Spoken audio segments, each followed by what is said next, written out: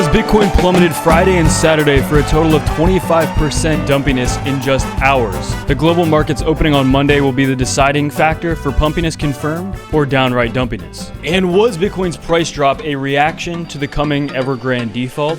Now this is big. I'm your host, Bobby Brokeboy, and the biggest question on everyone's minds right now is, will tomorrow be a mega dumpy day? Or will Bitcoin rise from the ashes like a newly divorced couple after years of suffering? So make sure to like, subscribe, turn this absolute time sense alerts as well. If you guys are interested in any bonuses, make sure to check out below.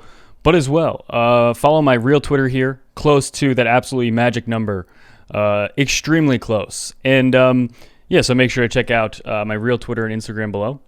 Without any further ado, let's dump on it. Big. So Bitcoin's going to be getting its weekly close in just hours here. And by the time you're watching this video, we may already have. And what's really important here, well, it would be very good if we could get a close above 50,000, specifically 50.5 at the lowest.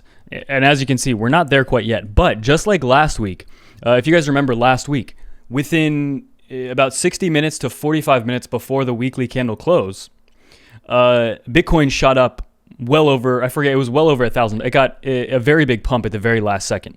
So will we be seeing that as well? Again, because Bitcoin's in kind of a indecisive period here. The main thing though is that we did hold, we bounced pretty strongly off of 46, 47 down where the 50-week moving average is, but the 21-week is right around 50.5-ish. So it's really important we get above that. But yeah, before we go into more about Bitcoin's price here, investors bracing for Monday opening amid Evergrande looming default. So a lot of people, I was talking about this months ago.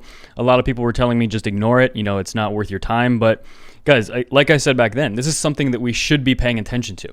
A lot of people were just writing it off as nothing important. But I don't think people realize how connected the global markets are, and specifically also how connected Bitcoin is to everything else. All right. There's a reason there's a correlation with Bitcoin in the stock market. It's not just fantasy land. That there's a real correlation there. The billionaire chairman of Evergrande is actually selling off some of his own personal assets to meet a $300 billion debt obligation of Evergrande, but that seems to have just delayed what now appears to be inevitable.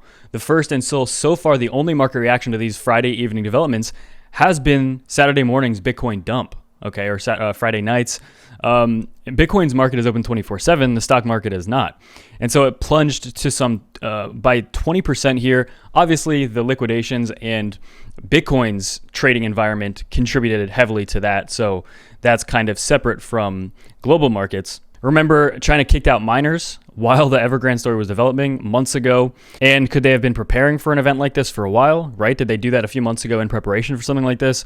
Something that should largely be contained to China, where Bitcoin will probably keep acting as a flight to safety as they keep finding new loopholes, and should be contained because the Western recession last decade led to China's takeoff in 2008, rather than a contraction. With it unclear why the same wouldn't apply, but in reverse. Thus, we might see an overreaction in Western stocks on Monday, presuming no accidental mistake by either Western or Chinese politicians, but whether we get green or red remains to be seen. So so if we take a look, obviously, the SPX was not in a great spot when it closed.